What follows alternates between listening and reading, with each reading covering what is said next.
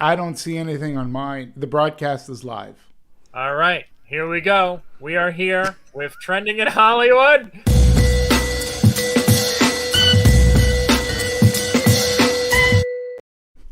Hey everyone, Hey, welcome back to another episode of Trending in Hollywood right here on the Hollywood Critics Association official YouTube channel. As always, I am joined by Mr. Demetri Panos hey, hello. You did and two middle-aged white guys. two That's a great middle-aged white song. guys. That's right. That's Yeah. the theme of the show. Two middle-aged white guys here to talk about stuff in Hollywood. Just what we need. And it's been another packed week of content. We're going to be talking about two trailers today, as well as some stories. Since the trailers are relatively newer, we're going to start off with them. And we're going to start off with this little bad boy, Mortal Kombat. The highly anticipated video game adaptation that is also a remake of a New Line Cinema movie from the middle of the 90s, which did not go over too well with fans but has become a cult classic. Dimitri, since you are not a fan of the video games, what was your take on the trailer? I was not a fan of the trailer. I think it makes the original Mortal Kombat and Doom look like masterpieces. I just don't.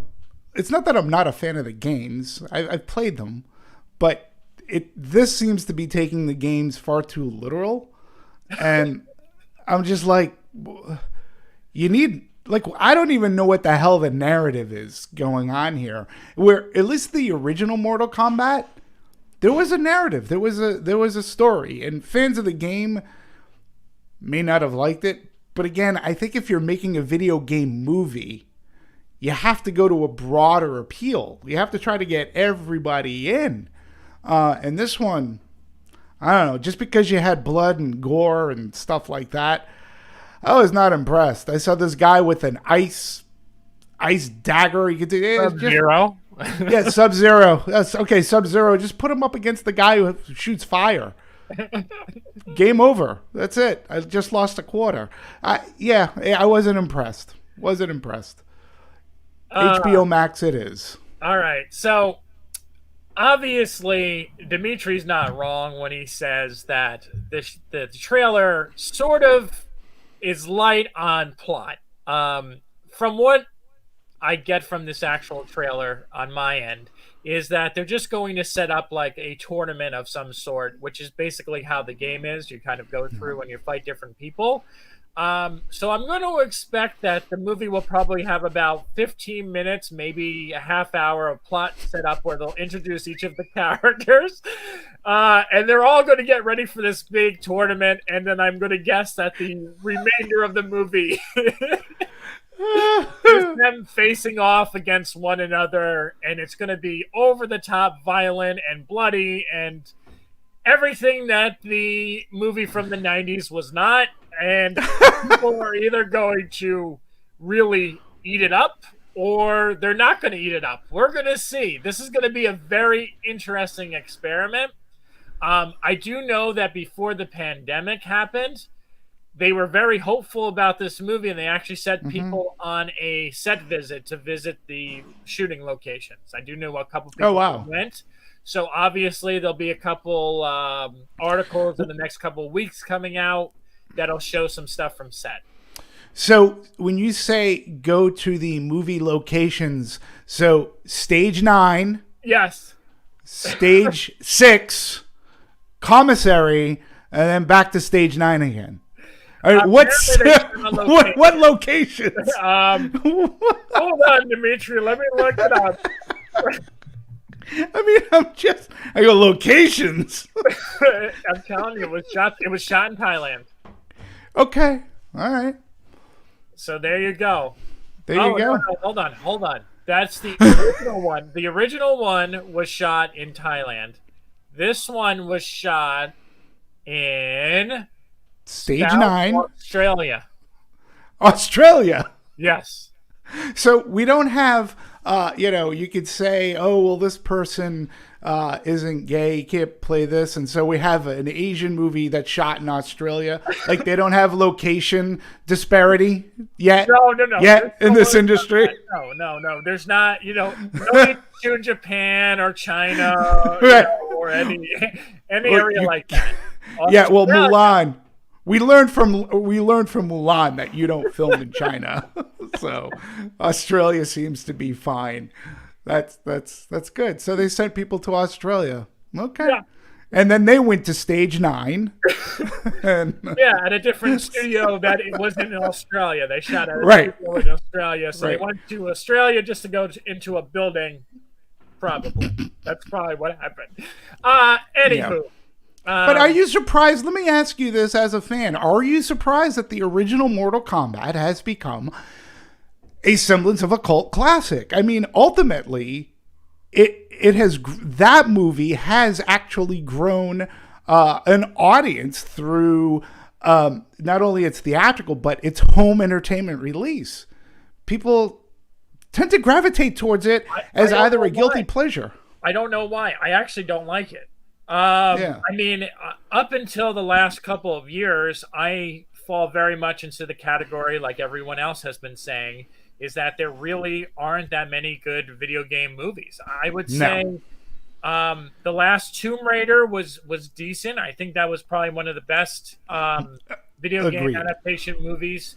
I just talked about it today on my social. I think Sonic the Hedgehog was a great adaptation from a video game. This, like you said, I mean, it's weird because I know that they're going to go for the over-the-top nature. I get it from the trailer. I know it's going to be all violent and gore and everything that fans want. But like your concern is, I don't know how that's going to translate into a film. Also posted a joke about like this is going to make like a Quentin Tarantino movie look like a Disney movie because I think it's just going to be so in your freaking face violent. Right. Mm-hmm. But I'm also like wondering how they're going to pull that off and how they're going to get that past the MPAA, because like we all know MPAA hates violence. Sure. And, I mean, if you played Mortal Kombat, people's heads get ripped off. Yeah. They explode. I mean, like there's some crazy shit that happens in Mortal Kombat. No, and I don't know. We've seen this kind of thing in R-rated movies before. And don't forget, speaking of video games, there's the Borderlands game. Yeah. That's being right now. I think that isn't that Eli Roth who's doing that one. I mean, there's so many video game movie adaptations that have been started and halted and started and halted. I mean, like Halo. There was a talk about a Halo movie for like almost 10 years. And I don't know if it ever came to be or if it ever come to be. But I don't know. It's kind of strange because it's such a weird genre of movies, right? Where like it is. You have to create a story based around a video game, and some video games have really elaborate stories, but they don't work well as movies. Final Fantasy is a very good example, right? Yep. There's so many different versions of Final Fantasy, so many different chapters, and yet the movie was such a disappointment to fans. So you could have like a Rampage, right? Where like Rampage is essentially Dwayne Johnson fighting against big friggin' monsters. You have everyone being campy and playing it up. And it's just monsters attacking the city, which essentially is what the video game is. Movie doesn't really go over all that well because it sort of lacks a good plot. But but they tried. They tried. But it's exactly what the video game is. Yep. So I think you make a good point about Mortal Kombat, because it's like either you're going to have a story and it's going to be like character development and you're going to create all these backstories for every character, or you're just going to give fans what they want and be like, oh my God, here's, Sub-Zero or Scorpion or whoever in a cool outfit, and they're going to have cool like moves or whatever, and the deaths are going to be the highlight.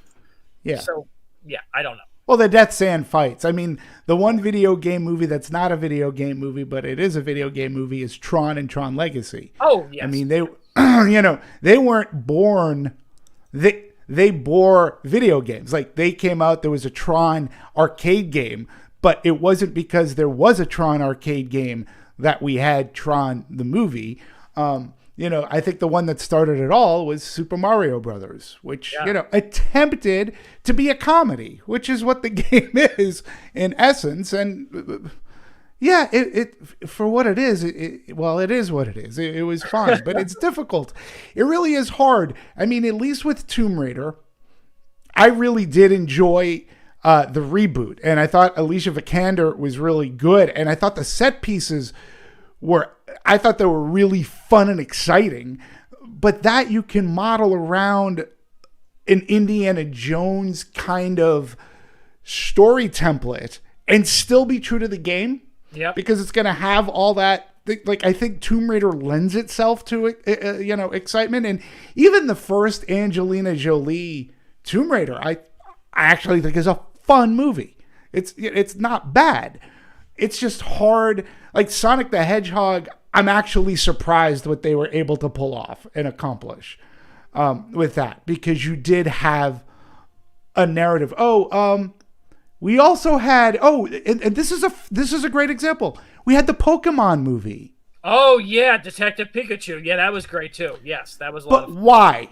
Because they had elements of the game. These are these characters, but they set up a really interesting, fun detective kind of plot that didn't have really much to do with the game at all. Yeah. You're just putting these characters in there, especially Pikachu, and that movie works because the screenwriters, that movie worked way better than I ever anticipated it to. Oh, I agree with you. That was such a fun movie. I remember seeing that at Warner Brothers, and it was a delightful film. And I mean, I was so worried that Ryan Reynolds being cast as Pikachu was going to be distracting. It really worked. And I thought Will Smith's kid was really good in it. Yeah. And Catherine Newton, of course, was also in that as the love interest. It just really played well, and the visuals were spectacular in that movie. It looked beautiful.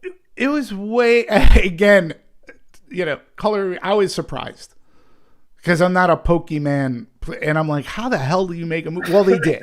You just showed your age right there. It was so funny. I'm not a Pokemon fan. I'm not a Pokemon fan, but I grew up. Pokemon has always been. No, you said Pokemon. That's why it's funny, because that's how my mom would say it.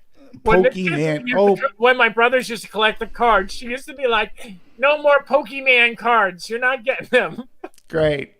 Compared me to your mother. That's nice. Thank you very much. She must be a great lady. I'll poke you in the face. I mean, I was just saying that I was pleasantly surprised because they actually did weave a narrative. Yeah. And the movie, because of performance too, it had some heart. The visuals look great. I think that Pokemon and Sonic, to an extent, those are the ones, and even Tomb Raider, those are the ones that should be looked at for future. It's like, let's see what we can do. Now, there's that other movie with Ryan Reynolds that was delayed, that's not based off of a video game, but it is a video game. The Nice Guy. Yeah. The Nice Guy. Whatever it is, yeah. Yeah, that movie looks like it could be fun.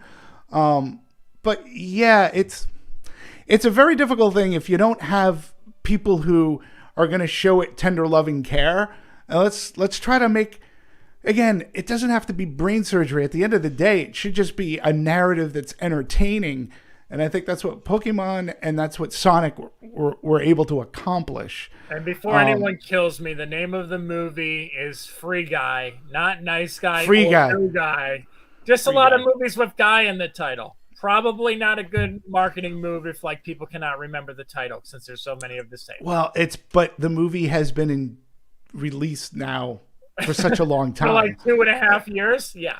Yeah, it just seems like forever since it got pulled from release. And Nice Guys, hey, I'm a big fan of Nice Guys. They should make a sequel. That one was great. Probably one of Ryan Gosling's best performances. Russell Crowe was great, and it's a great Shane Black movie. Let's get a sequel. What's the other? We have another trailer too. Yep. Oh yeah. Mm-hmm. Oh yeah. You excited about this one too, Demetri? Oh yeah, it's The Devil Wears Harley Quinn. I didn't know what, like, I'm watching this going, this is a Disney movie? I was surprised at, like, that. And I don't know. I mean, didn't Glenn Close play Cruella DeVille? She did. In the 101 yeah. And she was a great Cruella DeVille. I don't know. I don't know about this movie either. I don't know what they're going for. Yeah, I saw it and I was like, oh, okay. Well, great. Okay, so here's the thing for this movie. I like the director. It's Craig Gillespie. He's the one who did the Navy one for Disney a couple years ago. But more importantly, he did I, Tonya, which I think is arguably one of the most underrated movies of, what was that, 2017 or 2016? I think. Wait, the Navy one. Are you talking about the one with Chris Pine? Was Chris Pine? Yeah, the actual the Coast Guard movie. The Coast Guard movie, right? Yeah. Finest Hour. So those two, and then I mean, honestly, Emma Stone at this point has earned herself like kind of like a free pass, because almost everything she's been in has been good. I mean, I'm even guilty of liking like some of her earlier stuff that people don't like that much, like The Rocker. Like, I think that's a fun movie, and I think she's so much fun in it. Or The House Bunny. Yeah, that's a good movie. She's freaking charming, and she works well at everything. The weird thing for me is just that this feels too much, like you said, Devil Wears Prada. I mean, I get Joker vibes from it. I get Birds of Prey vibes from it. It's weird, because I know we're complaining about this, what people hate, but like, it's hard not to compare this movie to something else. Because you watch it and you just kind of get vibes like, oh, that shot looks like it's out of Joker. Oh, that shot looks like it's in Birds of Prey. That's kind of all I kept thinking when I was watching the trailer, was like, this looks like this belongs in another movie. A lot of it just didn't. Yeah, a lot of it didn't. Look, you can compare it. You have an apples to apples kind of comparison when you look what Disney did with Maleficent. Yes. And they took a villainous character and they took this approach. They took this wicked approach and made her likable. And you got the origins. And again, Angelina Jolie, I thought, was fantastic in Maleficent. And it gave this backstory that actually was relevant. And I was one that actually enjoyed the sequel. I don't know where we're getting here. I don't see the heart in this movie. She shows up to a ball. Yeah, I mean, when you talk about the origins of the character and kind of the subject matter of what the character stands for, it's sort of like dark and like, for Disney, like not family friendly. Let's just put it that way. Which is why I think that the character of Cruella was never really developed all that much in the animated movie and had kind of limited screen time. To give her own origin story seems a bit much. And I agree with you. I don't know who this is for, because, like, are we going to watch, like, if this is a movie about what it should be about, with her, like, being abusive to animals, we all know that's not going to fly well, and no one's going to go with that. So it's a fine line, and I don't know how they're going to do it. It's just, I don't know. I agree with you. I don't know who the audience is for. And it's going to be interesting. It's going to be interesting to see, and I think this is also... Isn't this another one where they said they're going to push this to Disney Plus? I believe so. I'm not sure if it's Plus Premiere or just Plus. I don't know. It seems like a wise choice in that regard, too, because this is one of those movies that I can kind of see being iffy, sort of like the Maleficent sequel, where it might not go over well. Right. Yeah. So we'll see. And it seems a little dark. And she doesn't seem like a good character. Like, I know she's a villain. I get it. But I don't know. It just, there was this something about it that made me think this doesn't fit. Like, there's no comedy. It didn't appear. There didn't appear to be any kind of, like I said, heart. At least with Maleficent, you crafted this story where you go, huh. she was mistreated. Like, she was treated unfair. Like, you understand the progression of that character. And again, I think they were directed really well and you had really good talent. This movie looks to have talent. I don't understand what they're going for. The makeup, too, even looked dark. Yeah. It looked Birds of Prey-ish. Right. So I don't know. I'm curious to see where it goes. We'll see. Mm-hmm. Whenever that comes out, we'll be back with our own feedback on that. Sure. Or Triller 2. Yeah. All right. And then here we go. We're going to start some of the news topics of the week that we pulled. Okay, this ties into what we talked about last week, and I'm going to let Demetri kind of take the wheel on this one. This is from The Hollywood Reporter. Agencies and studios debate, when is it time to drop a star that becomes toxic? Demetri, what is this all about? Well, just going back to our conversation last week regarding Gina Carano. Number one, we should like boost ourselves somewhat, because this ties into two articles. There was a previous one about in Hollywood Reporter that did a timeline of how this Gina Carano thing happened. And if you remember last week, we discussed we discussed about how she was probably given, because of her celebrity, more leeway than the average person would get for doing their social media tweets. In fact, in that article, The Ouster, which is basically behind Disney's firing of Mandalorian star Gina Carano, it says in Carano's case, the move to cut ties had been brewing for some time. In the months leading up to Disney Investor Day presentation, they were negotiating for the actress to receive a sizable bump for a planned spinoff. So this article, it was almost as if they were watching us, which is great. Now, I'm not going to say we're going to be right 100% of the times. I'm not going to be right. Scott, you'll probably be right 100% of the time. I'm sure, Demetri. I'm sure. Hey, I'm just saying. I never get anything wrong. Never. Not me. No, you don't. But here's the deal. So if you read the second article from the Hollywood Reporter, there is a great quote by an attorney, Brian Friedman, and he says the unfortunate truth is there is no criteria for how companies, studios, labels, or agencies mete out consequences to alleged abusers.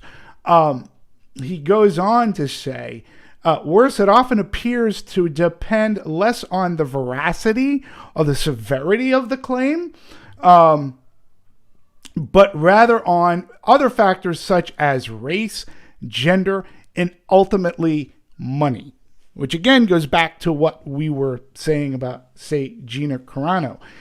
This article that I'm referencing right now also goes to talk about Armie Hammer, Marilyn Manson, Shia LaBeouf, because this attorney is what's her name? Twigs, FKA Twigs, is that it? Oh yeah, for Honey Boy, right? So it's kind of crazy. What's sad is behind most perpetrators there is an enabler. And this comes from a Tanya Silvardum, and she's an Emmy-nominated producer. So there was a fantastic article, and I think it was in Hollywood Reporter, and I think it was last year, talked about Bryan Singer, talked about the producers of X-Men. Yeah.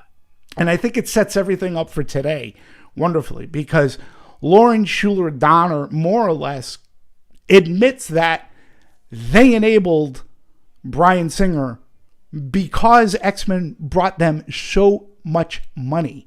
X-Men and then the sequel. And, you know, they look back. Hindsight is 2020 or vision. And, yeah, it sets up everything that this article is saying today.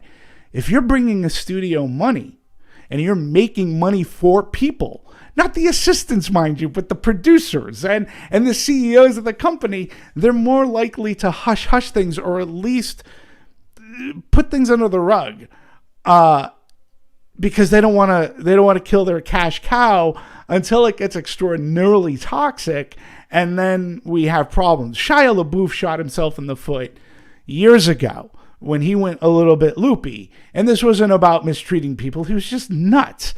But now, when you talk about Armie Hammer and what happened with him, and he was talking about just things that he said, he lost everything. He's done for now, right? Yeah, it depends. He might come back in a couple of years, but he's done for a while because, he just did a bunch of weird stuff that probably, it's sort of what you talked about last week with the politics of everything. If you have some weird, crazy fetishes or whatever, you do you, man, but keep that to yourself, right? Just keep that under the radar and in your private personal life. Right. And you got to be careful when you're a celebrity, and I don't know why I need to say this, but you should know better as a celebrity not to do certain things, because people are vindictive and they will come out, and if they feel like they're in a bad mood one day, or if they get upset at you, stuff is going to come out. It's going to surface. And it doesn't matter whether it's in a text message, or if it's in an email, or if it's in a Twitter chain, or whatever it is. Right. You can almost guarantee in the world we live in today that you're going to find someone who's not going to like you somewhere down the line, and it's going to be exposed, especially if you're a high-profile person. Absolutely. But I also think that the person, the actor, whoever it is, you have to show some semblance of responsibility when you're online. Very interesting thing. The first paragraph of the article that we are referencing, the agencies, studios debate when to drop stars who are toxic. The first paragraph on February 4th, it starts off with, on Feb 4, a group of WME staffers convened in a conference online to discuss the escalating Armie Hammer situation. It then goes into, for the past 3 years, the agency's client advisory committee has been tasked to determining the fate of those who are accused of misconduct. This group, evenly split along gender lines, has made difficult calls in the past, voting to drop high earners like X-Men director Bryan Singer. But he was only dropped after the Queen movie. Yeah, if I'm correct. He was dropped in the middle of the Queen movie. Right. So it's I don't think you can put a rule down. It really is up to studio, agency. They have to figure out what they're going to do. But let's be real about Hollywood. Hollywood has swept a ton of stuff under the rug to protect their talent.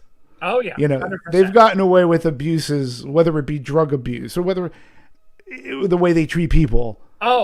This for is years. So good that you're bringing this up, and I'm glad we're talking about it. So I kind of wanted to talk about this too, because I last week at the end of this show, there was a story that broke about Justin Timberlake, and it was part of a documentary called Framing Britney Spears. Now, I will fully admit, I'm going on record here, I'm telling everyone this. I was obsessed with Britney Spears growing up. Absolutely obsessed. I went to her concerts. I flew to Vegas when she did the first HBO special. That is how big of a fan I was of Britney Spears, and I'm still a fan of Britney Spears to this day. So, when that story broke and I heard about Justin Timberlake and everyone trying to cancel Justin Timberlake, I said, all right, I'm going to go downstairs tonight and I'm going to watch this documentary, and I want to watch it. So I sat there with my wife. My wife is not a Britney Spears fan. And after we watched the movie, which talks about Justin Timberlake for probably 5 minutes at most, she had a conversation about how Justin Timberlake and how everyone's calling for his cancellation. Number one is during the time when Britney Spears came out, it was also Christina Aguilera, and it was people like Mandy Moore and a couple, Jessica Simpson. And there was a whole big thing of women and pushing their sexuality onto a younger audience. And the documentary kind of touches on that, not enough in my opinion, but it kind of touches about it. And then they talk about Justin Timberlake being a power couple with Britney Spears, and then how the story kind of got mingled or mangled, whatever the hell the word is, when it basically came to their split. And it was a whole thing about Britney Spears being a virgin, if Justin Timberlake slept with her, and the whole breakup. And then there was a whole Justin Timberlake song made about the breakup, which I didn't even know. That's one thing that I didn't know. However, it's fascinating to me that people are looking at this example from like the 1999, early 2000s, 2001, and kind of like looking at Justin Timberlake and like, let's cancel him. And it's like, first of all, record companies were involved, media was involved, marketing was involved. The whole thing was probably not even on Justin to do it. It was probably something from the media and the record label that they kind of agreed on. Like it was sort of like a media created event. But what I think the bigger problem is that no one talks about how badly the media has looked at Britney Spears and how badly they treated Britney Spears throughout the years. And like they just always in her face, and that she's always been the center of tabloid and all that stuff. So it's funny because I'm walking away from this and like the media is quick to jump on canceling Justin Timberlake. I'm like, cancel the fucking media, because the media is the one that freaking elevated all this. They've been following around with cameras instead of helping someone in need. What have they done? They just made it worse. They, making stories up about her. Not filling the entire picture of, like, they showed certain scenes where paparazzi was following them and like with the baby on the lap, not saying that the reason she had the baby on the lap was because paparazzi was freaking attacking her.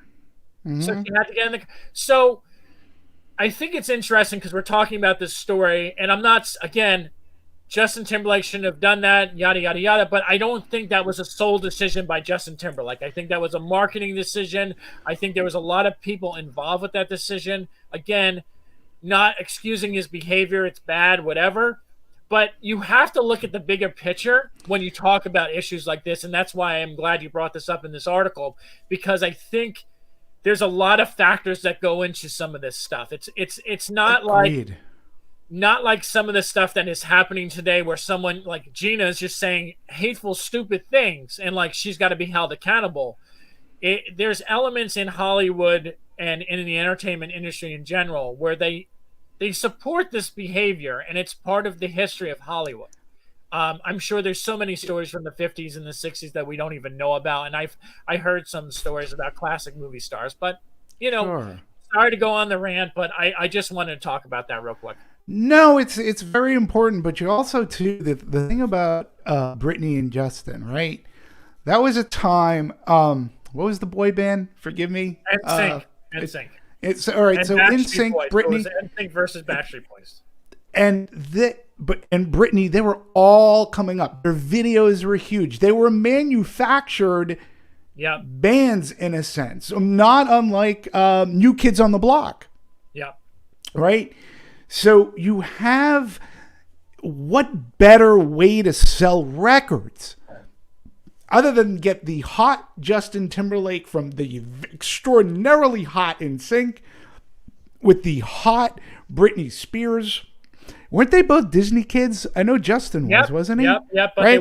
I don't think they were on the same season, but they were both on the Disney Channel for whatever, that Mickey Mouse Club. Yeah, the Mickey Mouse Club. So you had a story that could be turned into a romantic narrative from, at the time, two of the hottest entities within pop music that were selling not just records, they were selling clothes, they were selling magazines, because magazines were still important. They were getting records sold, they were getting radio play. There was no better story then Britney and Justin. Jesus, they were like, what, 12? They were extraordinarily, they were very, very young I think at the it was time. like 16, Yeah. 16 to 20. It was like That's something young. ridiculous. Yeah. And they're extraordinarily young, and they're always felt to me to be this manufactured feel to their relationship. It was almost like the two stars from American Idol who made a movie. Oh yeah, the Kelly American Clarkson and Justin. Yeah. I don't know the guy's last name. It was very manufactured, and I agree with you. I almost feel like the breakup was somewhat manufactured, but they had to say all this stuff because that's what sells. And Justin Timberlake went on to become Justin Timberlake. Britney Spears has always had a little bit of cachet. She just never became what Justin Timberlake is. And Britney Spears was in a movie as well. She starred in a movie. Crossroads. So she tried after, but it just seemed that the management company was like, oh, we're going to stick with Justin. I also think, and to your point on this, I think what people are not taking away from the documentary is not so much like it's funny. Again, it's like a small portion of the movie. Maybe it's 10 minutes, but I really think it's somewhere along the lines of 5. What it's basically showing, the takeaway that I have, is everything that's wrong with the media system and everything that's wrong with the entertainment industry as a whole. It's basically, we love you when you're hot. When we can kind of abuse you and kick you when you're down, we're going to kick you down as hard as we can. And everyone around us is going to be okay with it unless they get paid to do otherwise. I mean, you go through lawyers and people in this, and even the family members, like, no one's speaking up. You're watching this whole thing and you're watching this woman's life. I mean, I feel horrible for her after watching it. But it's like, you're like looking at all these people, like, where's the agents? Where's the PR people? Where's anyone involved in this saying, like, no, this is a human being. We should not be treating this person so poorly. So to me, that documentary, which is fascinating, brings up a much bigger conversation and shows the failure of this system and how women are more easy of targets. And yet that hasn't really changed all that much. No. And let's face it, too. Justin Timberlake, who's part of this, he was part of NSYNC, which at the time was one of the biggest things ever. They too had, I think, an HBO concert, or they had some semblance of like a cable concert. It was huge. Yeah. They broke up, huge news, but it was Justin Timberlake. He was the one that they focused the attention on, again, being a manufactured band, and he's the star that continued to rise. He had a huge solo career. Yeah. And in anything that he did, he was always looked upon as being, he was Prince Charming. Yeah. Oh, look at this guy, and he's talented, and he's in movies, and and Britney kind of like, she moved to Vegas, and then the tabloid stuff started to come out on her, and to your point, it just seemed nobody tried to cover any of that stuff up for her. No. And I don't understand exactly what she did. She was playing by the rules. She too was a huge pop star back then. And even some of her records after, she remained topical. But it seems because she had to fight and claw for it, where Justin just seemed, I'm not saying Justin Timberlake didn't work for his stuff. It seemed to come a little bit easier for him. I agree. And I think that, if you're talking about making a documentary, that I think would be a fascinating look is you take two pop stars, like when their careers are starting out to where they are now, and kind of do a side-by-side comparison of them. Like you do take like a Britney Spears and a Justin Timberlake, and you showcase, like, and this would make a fascinating study. You showcase, like, what does it mean for a woman to be in this industry, and what does it mean for a man to be in this industry, and show the parallels of how they were treated along the way, and how the opportunities that came to Justin later on that Britney didn't get, but also how the media decided to push her a certain way versus him another way. Right. So I think I think the whole thing's fascinating, and I'm glad we were able to bring that up. Yeah. Um, I but I agree. want to move on to our. We're gonna have to wrap up after this final Yeah. topic, but I think this Okay. is a Which one? very big topic since we are in the middle of award season. From No Man Land to Pieces of a Woman, this year's downbeat films make for an apathetic Oscar voting. All right, so Dimitri and I have shared so many conversations about how feel good and wonderful these Oscar movies have been. Oh yeah. I mean, there's nothing better than watching, poverty and I don't know, Listen, Minari, The Father, yeah, Nomadland, Pieces of Woman, even to an extent, Promising Young Woman. With out of all those movies I just mentioned, that's probably the most entertaining one. And that's a heavy picture too. Yeah, we have talked about this, and in a typical year, Scott, this is what in a typical year, we get tentpole films. We get, the Jurassic Worlds. We get the James Bonds or the Marvel movie or Star Wars movie. We get all these movies to entertain us, to go to. And then these movies kind of like meter us, right, when we go to them. But as depressing as a movie as The Father can be, or Pieces of Woman can be, we know the next week we get to see like No Time to Die. Right? Yeah. We get to see the Top Gun sequel. These movies, for me, they were just punch to the gut, punch to the gut, punch to the gut. I got tired. It was just like it was depressing because, number one, forget about that. We not like we didn't have enough problems dealing with being stuck in our homes because of a pandemic, afraid that we're going to get sick and potentially die.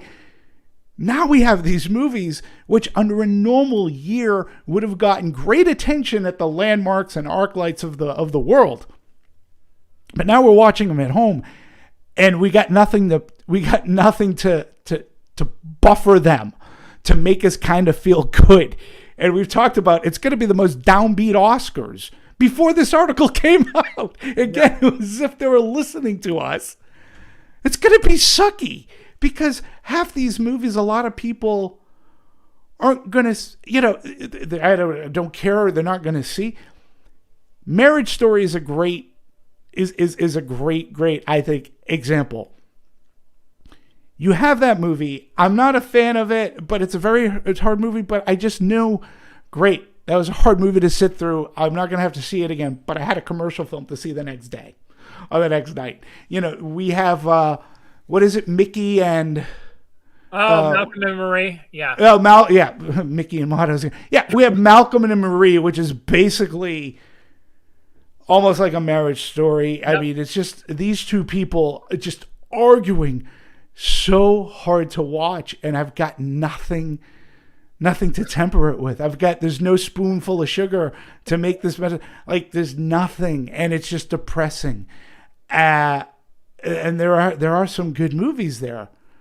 But yeah, it's a very, I agree with this article. I think we should get credit for this article because we've talked about it like last month, months ago, once awards season kicked off, and it's going to be, I just think it's going to be an awful year for the Academy. If they thought they got bad ratings before, oh yeah, it's going to be the worst. I told you. That's what I mean, that was my prediction for the last couple of months. This is going to be the lowest rated. I'm saying it now on camera. Lowest rated Oscars probably of all time. All time. Yeah. Mm-hmm. And you're going to blame the pandemic. And I'm going to tell you right now, it has nothing to do with the pandemic. It's the fact that there's not enough variety in movies. And I agree with Dimitri because, listen, I hate to bring these up, but they're good examples. Huge supporter of Hey You Give. Huge supporter of Black Klansmen. Blindsiding was not my cup of tea. But at least I watch and I appreciate it. And they were spaced out and I saw other movies in between. When I watch a Judas and the Black Messiah, when I watch a One Night in Miami, when I watch Trial of the Chicago 7. When I watch Ma Rainey, and we have these really strong moments dealing with issues with how black people are treated and how racial injustice and things of that nature. When that's the only thing that I have to go on, and I don't have enough movies like Jingle Jangle to kind of like lighten the mood, Right. I see a couple of them and I start comparing them, and it's unfair to compare them because they're totally different subject matters, and they're based like one's based on an August Wilson play and the other one is based on true events. And then you have like Billie Holiday, and you kind of watch these movies and you start comparing them, and you're just like, okay, which is the best one and why is it the best one, and which one had the most impact and which one was the most factual, instead of being able to just appreciate them individually, because it's kind of the only content you have, and the lines start blurring together and you're like, oh my God, another movie about this, another movie about this. The Father, what does it deal with? I forget the disease it deals with. Not schizophrenia. Alzheimer's? Dementia. Like dementia. Right. No, he had dementia. There's the there's the Stanley Tucci movie. Yeah, there's the Stanley Tucci movie, and then there's the Falling one, the Viggo Mortensen one. Right. There's so many movies that like deal with similar subject matters, so like you kind of watch them and like you're forced almost like it's too heavy, too much at once of this type of movie that like you have to kind of compare them, but then you're also like depressed and overwhelmed and you don't want to watch all of them. Like you don't want to watch them. So like when you watch The Black Klansman, it like had such an impact because it was like so different. I remember seeing that and being like, wow, this is really powerful stuff. And then, I was able to entertaining. And entertaining, yes. A lot of these movies do like lack the entertaining factor. I mean, Judas and the Black Messiah is probably the closest it has to like having like a big screen type of experience. Yep. The other films are just so heavy in terms of subject matter that they forget. And I'm not saying that they should be fun. Don't get me wrong. I know there's nothing fun about racial injustice, but the thing is that when you have nothing else to go on, like you're watching it and you're watching it in the news right now and in last year, then you're like, I'm like, I don't want to listen to this. I don't want to watch this. So what I'm saying is Academy is going to try to blame like the pandemic, but the problem is that there hasn't been enough entertainment in between these heavy hitting Oscar movies to break up the monotony of them. So and I think it's more to sit through. So like No Man to Me has no impact. I'm watching it. It's fine. I understand beautiful direction, yada, yada, yada. But at the end of the day, I walk away from that movie and I'm like, all right. Yeah. I'd rather watch Birds of Prey 5 more times.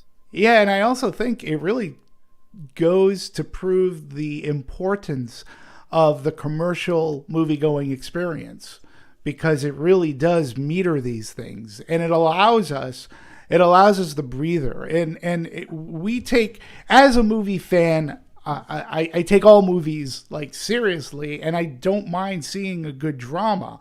But when I'm really, this year, when a lot of those commercial movies have been taken out of the mix, and this is basically what we're left with. And number one, yay for the independents, because this is mostly what this is, these films are. But even when I watch a movie like The Prom, I just go, whew, all right. I didn't think I was going to like The Prom, but I think I ended up liking The Prom so much more than what I expected, because I'd been fed a diet of really hard, depressing movies. So The Prom comes along, and it just looks and feels different. That's definitely, I know, a reason why I loved Coda so much.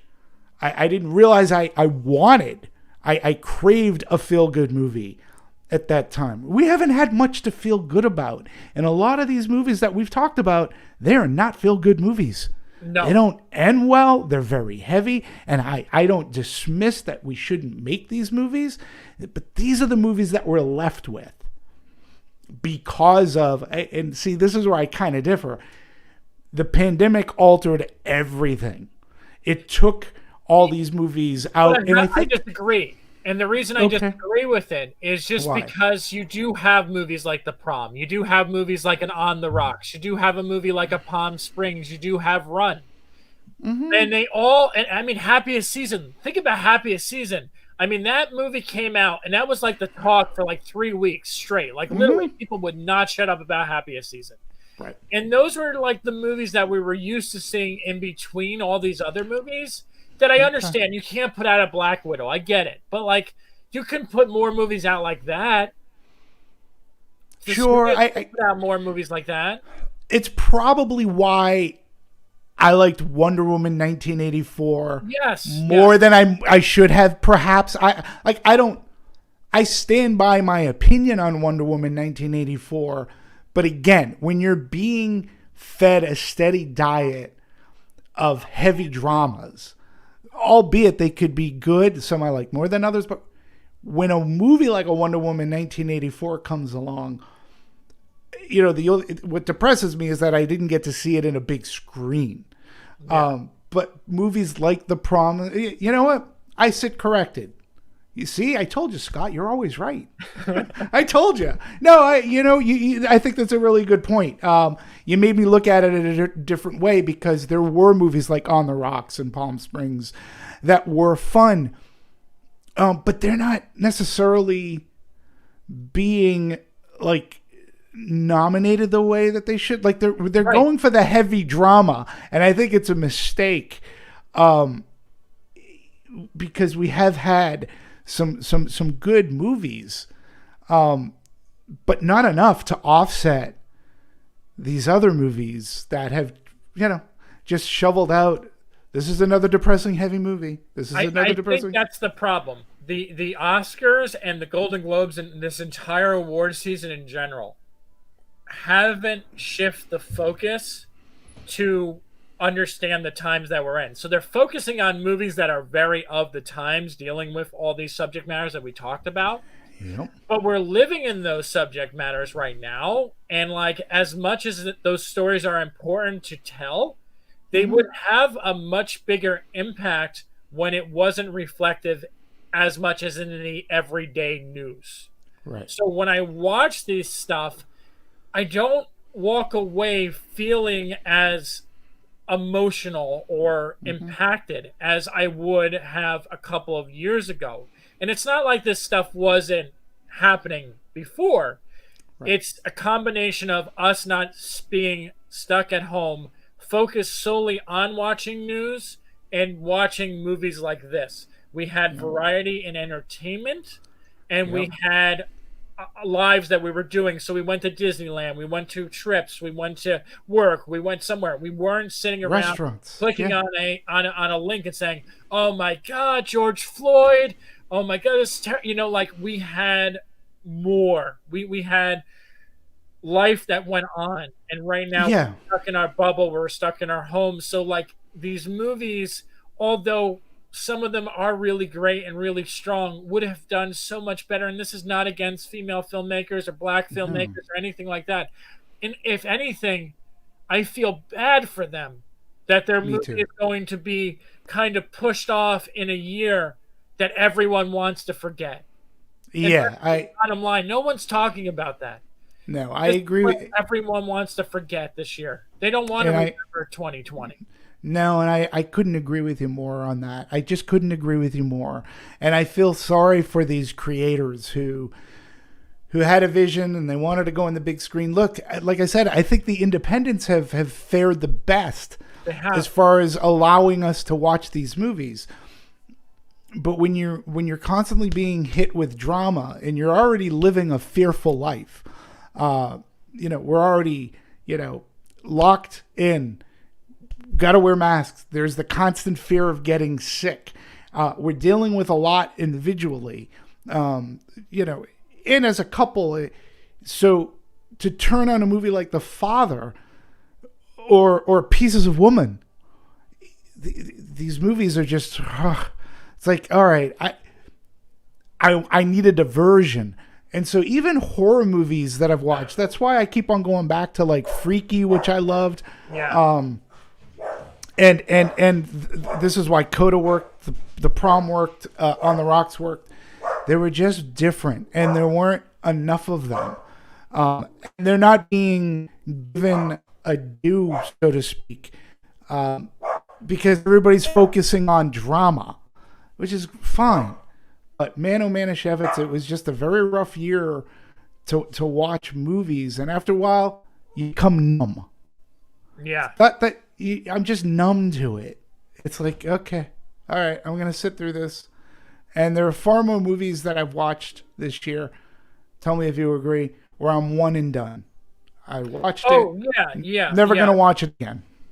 I mean, that's the majority of these awards movies for me. And I mean, again, another conversation, is the fact of these movies don't have longevity in terms not of subject matter. Of course, subject matters are very important and those have longevity, but in terms of like replay value and wanting to rewatch a movie, I'll watch The Prom 4 or 5 times. I'll watch Palm Springs 4 or 5 times. Yeah. I am not going to watch Judas and the Black Messiah again, probably not for another like 5 to 10 years, and that's if like there isn't another movie that comes along that doesn't remake similar storyline that's better. Oh, we didn't talk about remakes. That should be our next show. Yeah, it's going to be the next show. But yeah. I mean, I agree with you, Demetri. I mean, it's a one and done with a lot of these movies. Who wants to feel depressed? I mean, maybe I'll feel differently in a couple years from now when I look back on this year and I revisit these movies and I kind of say, wow, it's a real shame that I didn't have more of an appreciation for these movies back then, given our current circumstances. But do you think that, see, I think as a reviewer, Scott, I think you do have appreciation. I'm sticking up for you because I'm sticking up for me. I gave Pieces of Woman a really good review. I gave The Father a really good review. It's not that I don't have an appreciation for them. They just were coming at a time where I was being assaulted with heavy movies. And, it's just like, yeah, I appreciate The Father for what it is. There's a good craft in filmmaking. The performances, look, Anthony Hopkins, Olivia Colman are fantastic. But, I would recommend it. It's heavy. I don't need to see it again. Yeah. Another movie that I gave a good review to that I know I'm in the minority was Little Things. The Little Things. Again, the movie just looked different to me. It was a noir movie. Yeah. It was just different from what we've watched, and it's hard for me. Like, I'm never gonna watch I keep on saying Mickey and Maude, but Malcolm and Marie. Yeah. I'm never going to watch Malcolm and Marie again. Never. Even if it's on cable. Yeah. Like, I'm not going to watch Pieces of Woman again. I mean, I have to agree. I mean, they're not something that's going to jump out and I'm going to be like, oh, you know what I want to put on today? Let's give this another shot. Because it's kind of like you have enough of those memories of that movie where you're kind of like, I don't really need to watch this again. Yeah. I'm in a great mood today. Let me put in Pieces of Woman to take me down. Like, instead of taking a Xanax, I'm just going to put in Pieces of Woman so I can go to bed crying. I need a downer right now because life is just too damn good.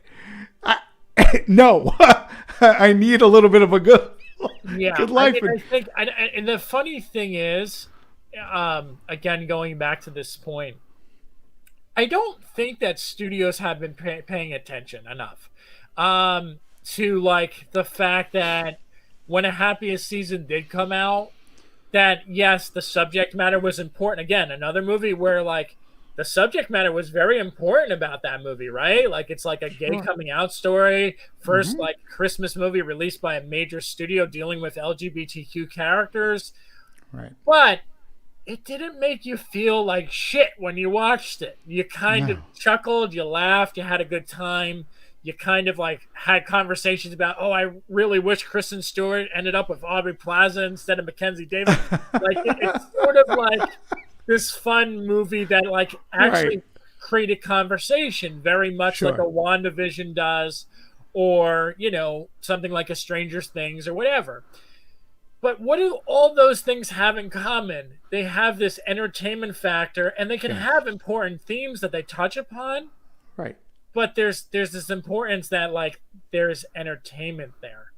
Yeah. And when you don't have entertainment and you just have seriousness after seriousness after seriousness, it becomes, like you said so perfectly, a chore to sit through, a beating over the head, and it loses its impact. I feel numb. Yeah, they haven't lost impact for me, but again, this is what happens. I think these movies were going to come out in 2020 regardless, right? A lot of these movies we're talking about. Yes. I think they were going to happen. They were there. They're just the only ones that really stuck around because all the studios are pulling and moving they're rejiggling their release schedule. Right now, what was the other movie? There was a movie this week that they were talking about moving again. So we've taken away all of our commercial entertainment. This is what we're left with. These movies were still going to be here, and regardless of whether there was going to be a pandemic or not.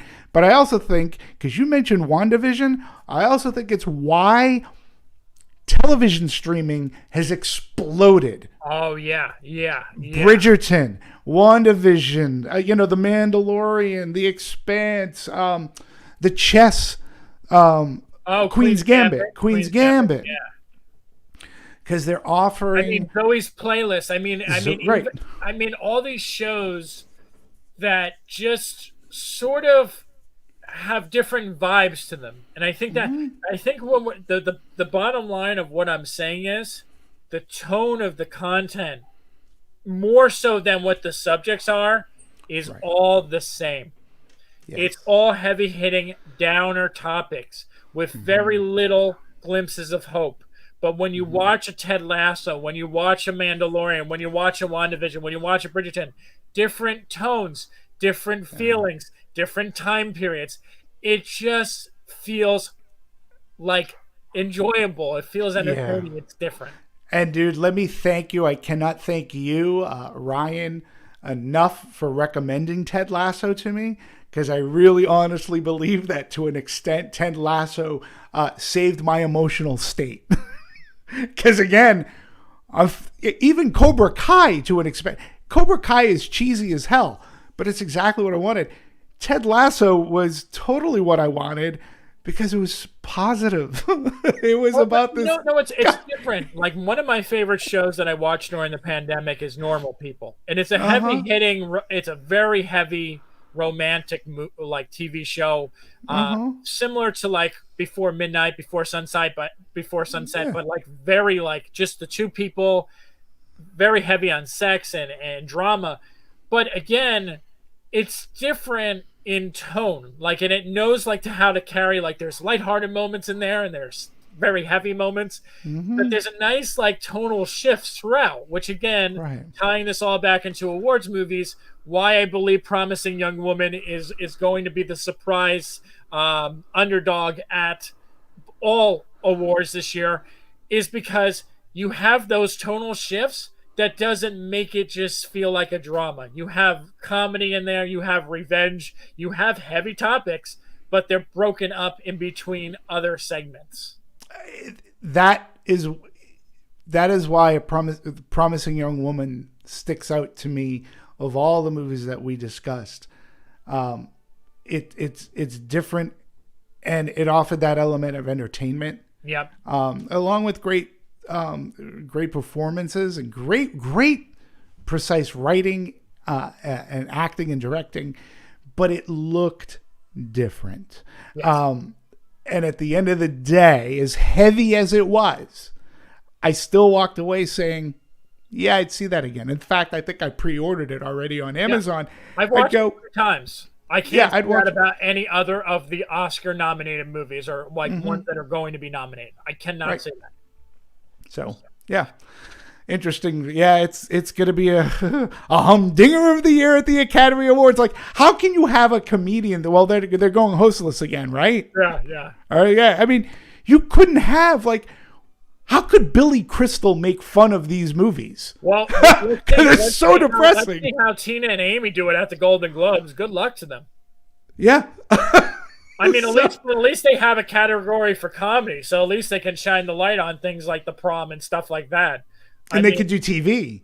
Yeah, and they could do TV. Yeah. I don't know what the hell the Academy's going to do, because they're going to have every serious movie nominated. The Five Bloods, this. Yeah. Great. What a trickle. Yeah. Oh, it's such a great year at the movies that I saw at home. Oh, great. And then the idiots that made pandemic movies, because that's what I need right now, too. Oh, yeah. All right. Well, we got to wrap for today. Yes. Thank you so much for tuning into this episode. Like, share the video. Get us some more views, please. You know, we honestly want this show to grow, just like all the other HCA shows. So please tune into this network, subscribe to this channel, and we'll see you next Friday at 11 a.m. Thank you so much for watching, and have a great day. Thanks, all. Yep. Bye.